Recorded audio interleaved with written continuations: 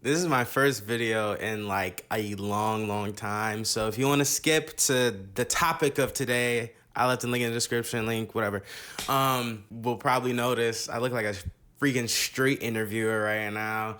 But multiple things have just been going wrong. So my camera cooked. My laptop that I record clean, crisp audio from cooked. It's done. So until further notice, I will be using my iPhone to both record audio and video. So if you could get past me looking like a street interviewer, I'm so glad to be back. I have more videos on the way. Let's get into this thing. So, gay son or thought.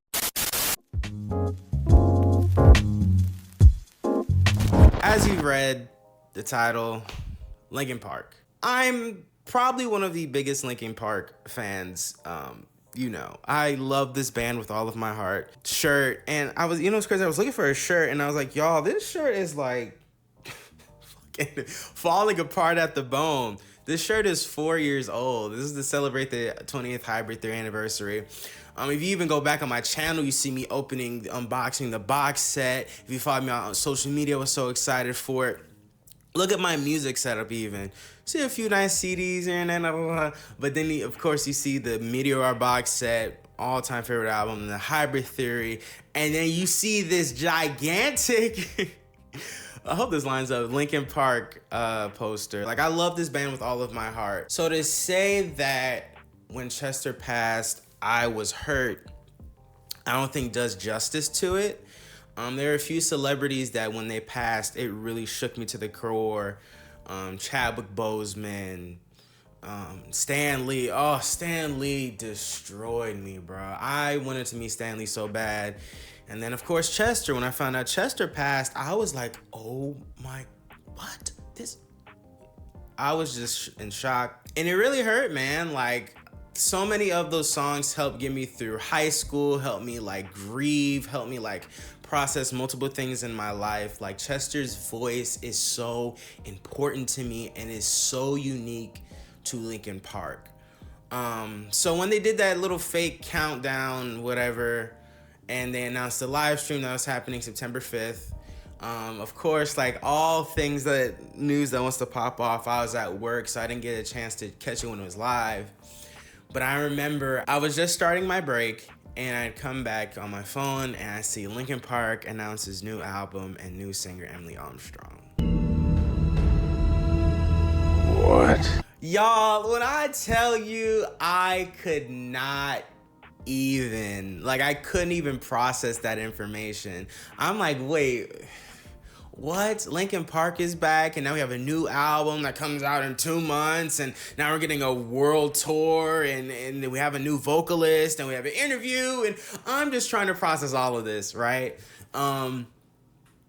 So I have a lot of thoughts on this, honestly, and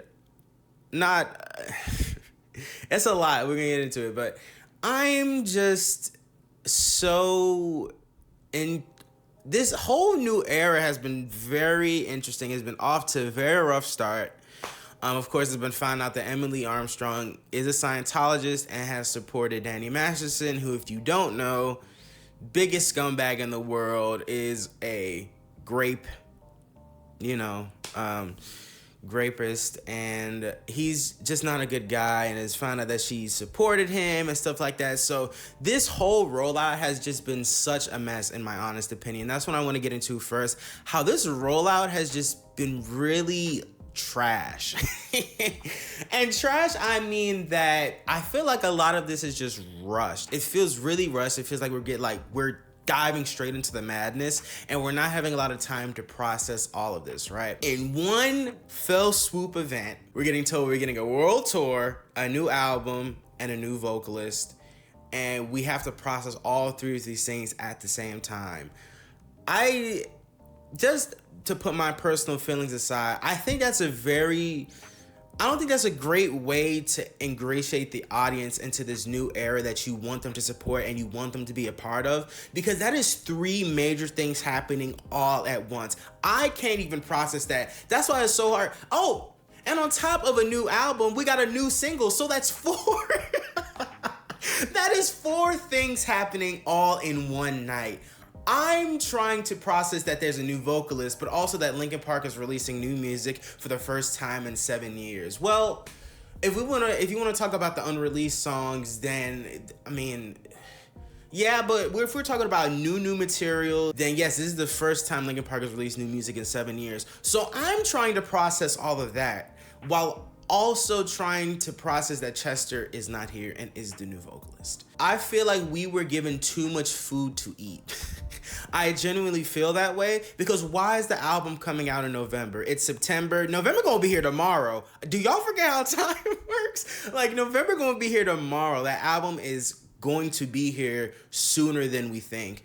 The Linkin Park Live, when I recorded this, Linkin Park's first kickoff of the tour at the KIA Forum in Los Angeles is tonight. We were just given too much to eat. I feel like I've been given too much to eat, and I feel like that's a bad way to, like, announcing a new vocalist is insane enough, but we have a new album, a world tour, and a new single to listen to. That's a lot, and I really don't. And to speak about rollout, right? If you knew you were going to replace Chester Bennington, I don't like that. This is me personally, and I don't know if I'm the only one that feels that way, but I don't like that they knew that they were going to replace Chester, but we've been getting like unreleased material and unreleased songs prior to Emily being announced. You know that people miss Chester Bennington, right? The only reason these songs are big is because there's a fawning, a love and enduring nature to Chester's voice and what he brings to the rock world. And you've heard so many vocalists give their praise and kudos to Chester, and you know that there's a massive fan base out there for Chester and the LP community. And I know that Mike was like, oh, I didn't know in the Zane Lowe interview. Bro, how did you not know? You know that Chester was loved. You even said in 2018 that you had every intention of coming back to the band. So let's stop the cap. Let's stop playing and let's get serious. Like, you know the LP fan base is huge. You knew that when Chester passed, there were memoriams and all that stuff just put in place for him. So I don't like that. And it feels to me like they're playing on our heartstrings as an audience. Because we miss Chester. His voice is so dearly missed. How he passed away was so tragic. You know he's missed. You know what he meant to the rock world. So to use that and to release all these unreleased songs, we had just heard Friendly Fire, a part of the Paper Cuts single tracks, like a few months ago, like in May or something like that. Like, why are we getting unreleased new Chester music if you knew that you were going to replace him? I don't like that. And for me, it feels like they're using Chester's name to get us back into the band. Yeah, you miss Chester, right? Come. New vocalist. I don't like that. And I think that's a bit scummy. I'm not gonna hold you. It's really weird and it's a bit scummy. Let's get into Emily now. Emily is an interesting vocalist. So I watched some of the live stream that I could stomach, because I'm not gonna lie to y'all, when I heard the single for the first time, I had to pause it because I was just so upset. And I was upset because it was like, you're really getting rid of Chester? What? I couldn't even fathom that, right? This is me personally. I couldn't fathom that. So I was upset. Took me like a few days to be finally able to listen to the full single because I wanted to talk about it with you guys. And yeah, man, it's just it's just a whole lot of. But Emily, she sings the songs, and I don't know. She's not bad. She's a good vocalist.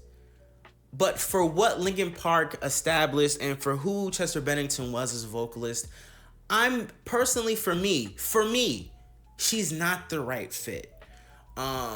Linkin Park thrived off of Chester and Mike's back and forth. Emily and Mike's back and forth is... I'm getting tired. Emily and Mike's back and forth is... It's not... I don't know.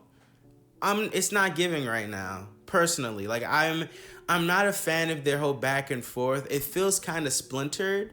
And of course, as Linkin Park went on, it was Mike and Chester's kind of back and forth that they had on Hypertheory and Meteora waned a little bit, but it was still there on songs whenever they sang together. A song I think about is it's not Guilty All the Same. I'm such a big fan, I can't even remember the song. I'll put it here and I'll feel like a big dummy. But there's a song on, the song goes, you'll pay for what you done in season 10. I believe it was off the, yes, I think it was the last song off the Hunting Party. And I just love when Mike and Chester are like, they came like fire from the wall. Like when they're like, yes, like Mike and Chester, like, that was the duo. And I just loved how much of a marriage it was. This here doesn't feel so much as a marriage. It's not as strong as it could be. I don't know. Just Mike and Emily just aren't meshing for me that well so far. I don't know, man. I'm just not a fan of it. And of course with the Danny Masterson thing and her being a Scientologist, not a fan of that either. I know people gonna be like, but she apologized. If in your apology you cannot directly be like, hey, I'm sorry I did such and such, and I'm sorry that this affected such and such, that's not a good apology. She didn't even mention Danny Masterson's name. She didn't even mention the victim who called her out and her husband that she knows, right?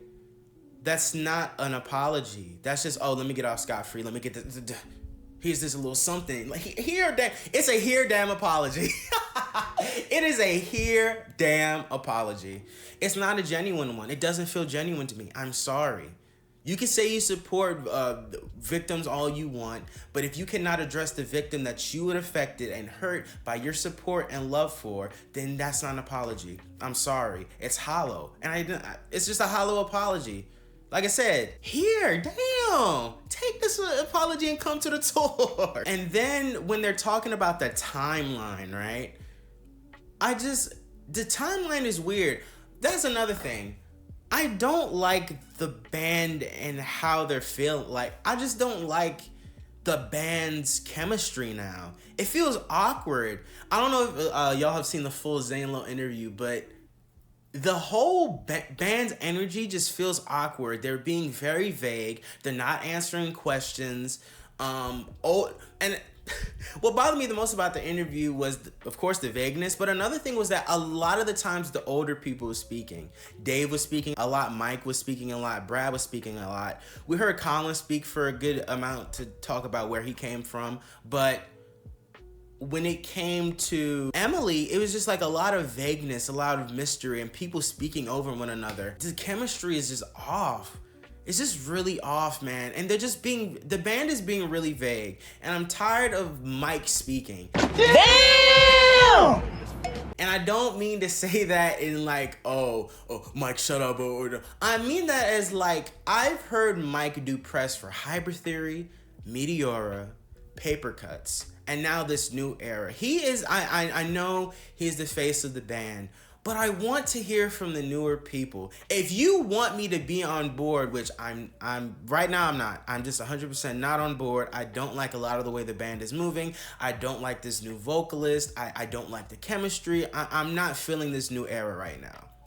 But if you want me to be a little more sympathetic and get on board, I need to start hearing from the people who are going to continue on the Linkin Park legacy, the Linkin Park name. If you wanted to keep this Linkin Park so bad, because apparently the new album is so Linkin Park that it would be stupid to name it something else, fine. But if you want me to be on board with this and support it, I need to hear from the people going to continue on this legacy. Chester Bennington is one of the greatest vocalists of all time.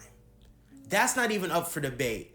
That 15-second scream on Giving Up, no one can replicate that. And I'm damn sure you will not hear Emily sing that. I'm 100% sure. Because when I was watching some of the live stream and people were telling me as well, but Emily blew her voice out a lot of the time, like 3 times.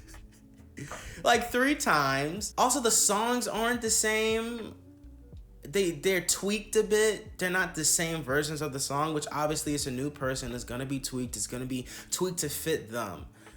But I'm just not feeling this, man. I'm really not feeling this era.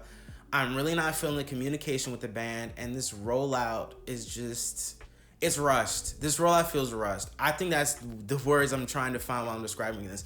This rollout is extremely rushed. It's rushed. And it just feels scummy. I don't know, something about this just feels scummy. That's all I have to say about this. If you support this version of Linkin Park, let me know why, please. There's a lot more I'm gonna talk about, but just to like get back into like making videos again and to get this out there as quick as I want to get it out there. This is all I gotta say for right now. Like I said, I got more to talk about, but I'm not feeling it. And this world tour, why are we getting a tour before the new album? Is that not weird to anyone else? Why is Linkin Park doing a whole tour separately from the new album? And I think they end the tour like 5 days before the album comes out or something like that, or I think even less than that. Why are we doing this whole tour and then we're gonna do another one to promote the album? Why not just combine the two? See, this is what I'm talking about. This all just doesn't feel right. This just feels nasty to me. Why not just combine the two, you know? And give more time for Emily to grow into it. I feel like I'm being forced to I have to accept Emily, you know? Because of how forced and rushed all of this feels to me. It's not sitting right with me. Of course, as time goes on, I can make a whole new video talking about, I love Emily, I love Linkin Park, I doubt it. But as always, let me know what you think in the comment section down below. I'd love to have a discussion with all of you guys. Like I said, more videos on the way. I'm so sorry I've been gone for so long, but a lot of technical difficulties have been in the way.